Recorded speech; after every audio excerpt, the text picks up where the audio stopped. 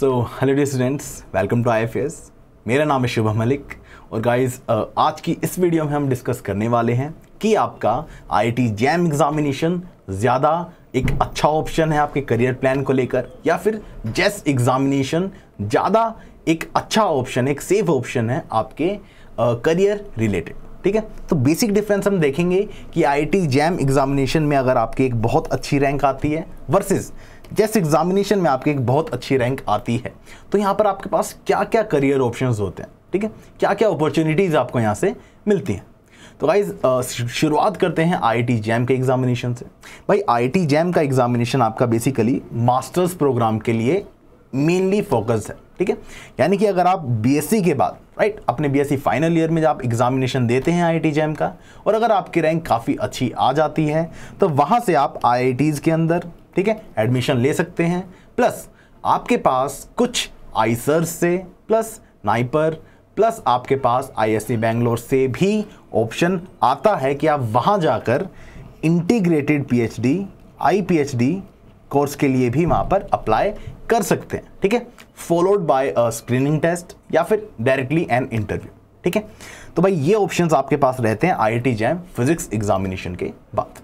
अब यहीं पर हम बात करें जेस एग्जामिनेशन में।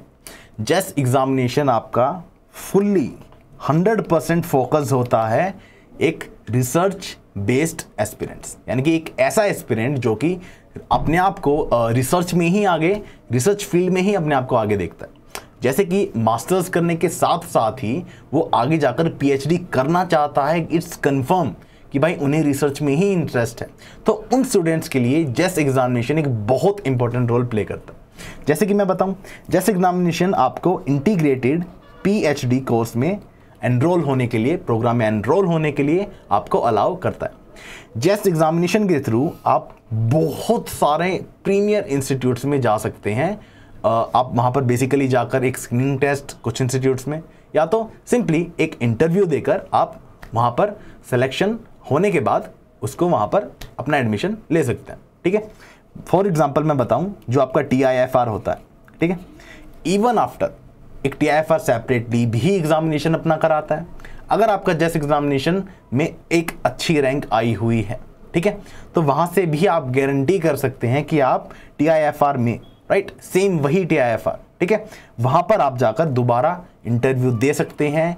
सेम लेवल पर आपका एडमिशन होने के चांसेस रहते हैं। ठीक है, अब आपके जो अदर इंस्टीट्यूट्स हैं जैसे कि HRI, आपके जो आईसर्स हैं, एंड बहुत एक लंबी लिस्ट है जो कि आप जेस्ट की वेबसाइट पर जाकर देख सकते हैं कि पार्टिसिपेटिंग इंस्टीट्यूट्स कौन कौन से हैं। ठीक है, अब भाई जेस एग्जामिनेशन आपका fully research oriented, research based programme को प्रोवाइड कराता है। वहीं पर IIT जैम आपको एक मौका देता है, आपको एक ऑप्शन देता है कि आप IITs में जाकर, ठीक है, IITs में जाकर मास्टर्स प्रोग्राम में एनरोल हो सकते हैं, मास्टर्स प्रोग्राम को चूज कर सकते हैं। ठीक है, and based on your interest कि आपका किस तरीके से इंटरेस्ट डेवलप होता है, आप चाहते हैं तो PhD के लिए कंटिन्यू कर सकते हैं। फॉरेन अपॉर्चुनिटीज़ PhD के लिए IIT से मास्टर्स करने के बाद बहुत अच्छी रहती हैं, राइट, एंड अदर बहुत सारे ऑप्शंस आपके पास मिल जाते हैं जब आप IIT से मास्टर्स करते हैं तो। ठीक है, इवन साथ के साथ इंटीग्रेटेड PhD के भी आपके पास ऑप्शंस, रास्ते खुल जाते हैं अगर आप IIT जैम का एग्जामिनेशन में एक अच्छी रैंक लाते हैं तो। ठीक है, तो गाइस बेसिक डिफरेंस आपके जेस एग्जामिनेशन और IIT जैम एग्जामिनेशन में यही था। आपके जेस एग्जामिनेशन में जो पार्टिसिपेटिंग इंस्टीट्यूट्स होते हैं इंटीग्रेटेड PhD प्रोग्राम के लिए, वो काफ़ी ज़्यादा होते हैं और बहुत प्रीमियर इंस्टीट्यूट्स होते हैं।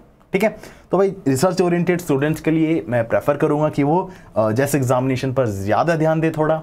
ठीक है, और वहीं पर जो स्टूडेंट्स ऐसे हैं कि वो 100% श्योर नहीं है कि उन्हें PhD करनी है या नहीं, राइट, कहीं ना कहीं मन में ज़रूर होगा आपकी चीज़ें, लेकिन अगर 100% श्योर नहीं हो तो मैं आपको सजेस्ट करूंगा कि पहले एक काम करें, IIT से जाकर मास्टर्स प्रोग्राम में एनरोल होएं, पहले अपनी MSc कंप्लीट करें एंड उसके बाद डिसाइड करें कि आपको PhD करनी है या और कोई करियर प्लान आपको चूज करना है। तो बेसिकली गाइज आज के लिए इतना ही, ये हमारा बेसिक डिफरेंस था। Thank you so much guys. अगर आपको ये वीडियो इन्फॉर्मेटिव लगी तो इसको अपने दोस्तों के साथ जरूर शेयर करें। Thank you so much and happy learning.